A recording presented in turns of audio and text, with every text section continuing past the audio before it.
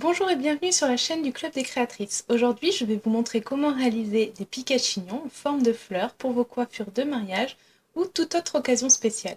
Pour cela, vous aurez besoin de pâte polymère de couleur blanche. Ici, moi j'utilise de la Fimo Soft, mais vous pourrez utiliser n'importe quelle marque.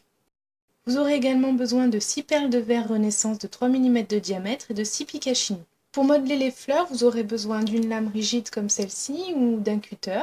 Il vous faudra également une règle, un cure-dent, une petite paire de ciseaux et un four ménager pour la cuisson. Sachez que vous avez la possibilité d'utiliser une pâte qui sèche à l'air libre et dans ce cas-là, le four ne sera pas nécessaire. Enfin, pour les finitions, vous aurez besoin de vernis, d'un pinceau pour l'appliquer et d'un pistolet à colle. Dans un premier temps, on va conditionner la pâte afin de la rendre plus malléable. Pour réaliser au moins 6 fleurs, il faut prendre environ 1/8 du pain de pâte Fimo que l'on va travailler quelques minutes entre nos doigts.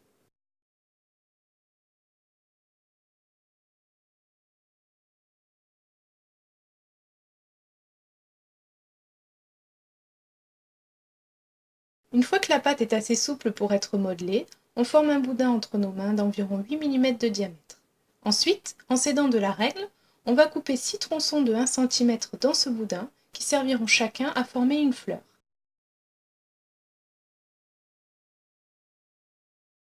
Maintenant que la pâte est prête à être modelée, voyons comment réaliser de jolies fleurs. Dans un premier temps, on va rouler un des tronçons dans une paume de main afin de former une petite boule.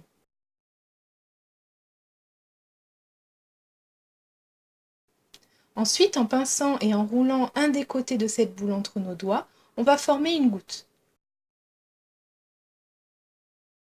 Puis, on va inciser la partie la plus large de cette goutte avec une pointe de ciseau pour former 5 pétales plus ou moins uniformes. Une première incision va permettre la séparation en deux parties avec un côté plus grand que l'autre. Le plus petit des côtés est séparé à son tour en deux parties et le plus grand en trois.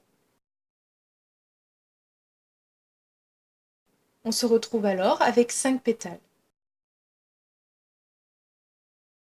On affine ensuite chacun des pétales à l'aide d'un cure-dent. Pour cela, on place le cure-dent au centre du pétale et on le fait rouler vers chacun des bords.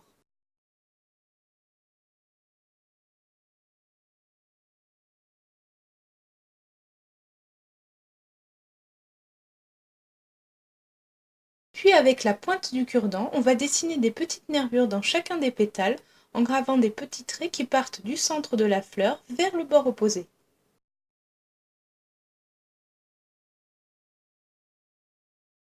Pour finir, on élimine le surplus du pédoncule à l'aide de la lame, de façon à avoir le minimum de pâte en dessous de la fleur, ce qui permettra de faciliter le maintien de la fleur sur le pic à chignon et de bien camoufler le collage. Maintenant que le modelage des fleurs est terminé, on va les placer dans un plat dédié à la cuisson de la pâte polymère.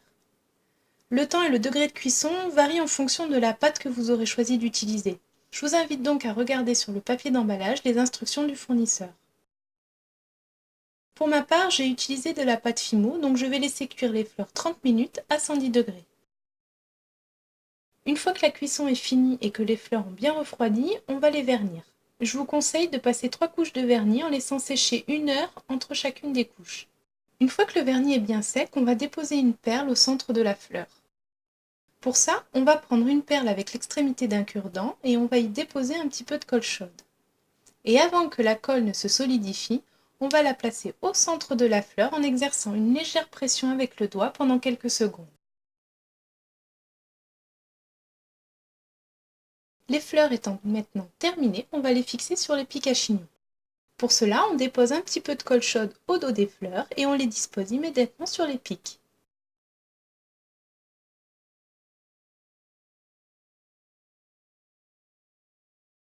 Si comme ici il manque un petit peu de colle, n'hésitez pas à en remettre.